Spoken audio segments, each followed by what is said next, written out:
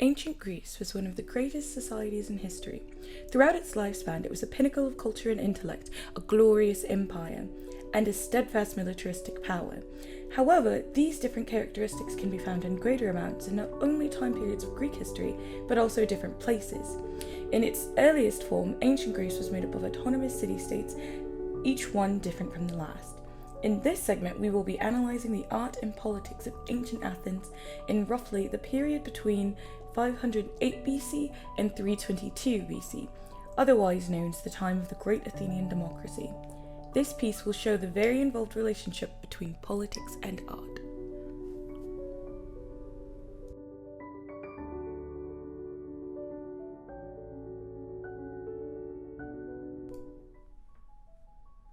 The political landscape. The Athenian democracy so many examine when studying political science began in 508 BC and lasted until about 322 BC. It functioned through three main entities and a few supporting bodies of government. The three main bodies of government were the Assembly of the Demos, the Council of 500, and the People's Court. Each had its own role in Athens' democracy. The Assembly controlled the legislation after 462 BC, which had beforehand been controlled by the court of the Areopagus, which had ruled before the democracy, but became a court which saw cases about homicide and other serious crimes. Alright, the Assembly of Demos, or the people, was likely the most organized and central part of the highly patriarchal Athenian democracy. Only men were allowed to participate, and though men of every status could speak, people were kind of picky about who spoke on certain matters. For instance, if a wealthy noble tried to speak about agriculture, he's going to get laughed out of the assembly. I mean, they're going to throw tomatoes at him, they're going to yank him off stage with a ripcord. But even with these limitations, the assembly was truly a government of the people. The second important government entity was the Council of 500. The council consisted of delegates from each of Athens' 10 regions and served as an advisory council to the Assembly of Demos by setting the legislative agenda. Lastly, the People's Court was the judicial branch of the government. In keeping with the theme of democracy, the court's decision was made by the people. Unlike our courts today, the People's Court didn't have one or a few people deciding on the outcome, but instead was left to a jury of the people and that of many. The judicial powers in Athens are just as fascinating as the legislative powers. Even there, men could politically maneuver. For example, Athens, a Greek statesman, had to defend himself against accusations of treason from Timarchus. Here's just a bit of the speech he gave.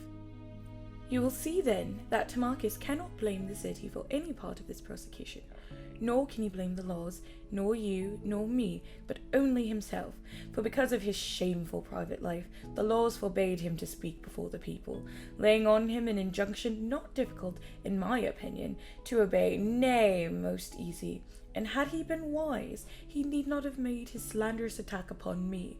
I hope, therefore, that in this introduction I have spoken as a quiet and modest citizen ought to speak. This scathing speech harshly criticised Timarchus's past personal life and mistakes, ultimately destroying his political career.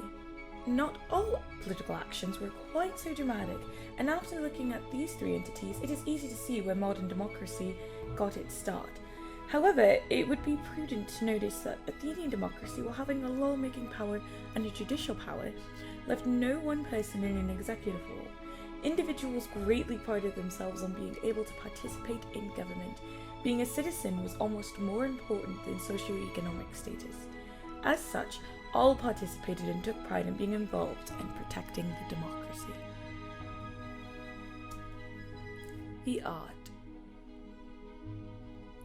Athenian fine art consisted of vase painting, sculpture, and probably the most well-known, drama. These things depicted everything from everyday life to great mythical battles. One of the greatest Athenian playwrights was Euripides. He was well known for his tragedies, especially one called Medea. Medea is a story of love spurned.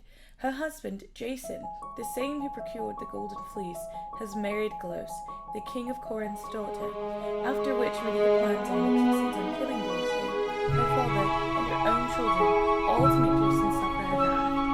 One passage from the script. Now I shall tell you all of my designs. He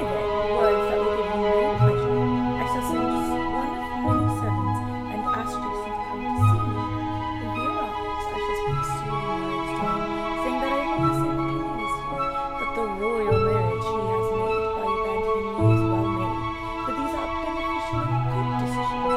I shall ask that the children be allowed to stay, not with the thought that I might leave my children behind on hostile soil for my enemies to insult, but so that I may kill the princess by guile. I shall send them bearing gifts, bearing them to the bride so as not to be exiled, a finely woven gown and a diadem of beaten gold. If she takes this finery and puts it on, she will die a painful death, and likewise anyone who touches her. With such poisons will I smear these gifts. This particular play was obviously more for entertainment than to make any big statement, but other plays were more insightful on the society they were born from. Athenian theater was probably magnificent, and given its spiritual aspect, one could even argue that it was a religious experience. Now, the theaters themselves were carved directly into the hillsides near temples, and the word orchestra actually comes from the Greek word dancing place, which is the stage. Vase painting was also a big medium in Athens and often depicted similar stories as dramas. Along with the pottery was sculpting, an Athenian art that has also survived the ages.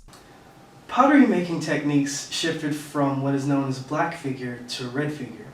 Black figure was much more labor intensive and required the artist to carve his figures, whereas red figure was painted and much easier and allowed for much more realism. And just like any other art form, pottery reflected society and politics. For instance, there's a piece that depicts an Athenian festival where the gathered engaged in activities ranging from entertainment to political discussions. Often, sculptures, or rather small busts, were made in the likeness of important individuals. This is perhaps the first example of memorializing a high-status individual, much like portraits of monarchs in later centuries. However, there were also sculptures made of smaller, more insignificant events, like a family spending time together, as depicted here. Stone carvings also portrayed more romantic events, like the Greek battles against the Amazons. Overall, the Greeks used their mediums, much like modern artists today, to express themselves and capture the society around them. Politics meets art. One of the most interesting aspects of Athenian society was not simply just the politics or just the art, but the way they intertwined.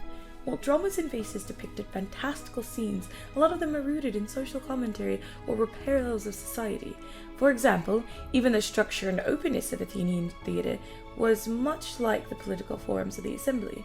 In this way, they influenced the other in format. Also, the pictures depicted on vases were often associated with political figures or occurrences. Perhaps most entertaining was the relationship between politics and theatre. Aristophanes, a contemporary of Euripides, created many comedies and most poked fun at some aspect of the Athenian government. He mocked everything from leadership to the Athenian jury system. In his play, Lysistrata, he derides the generals who could not end the Peloponnesian War.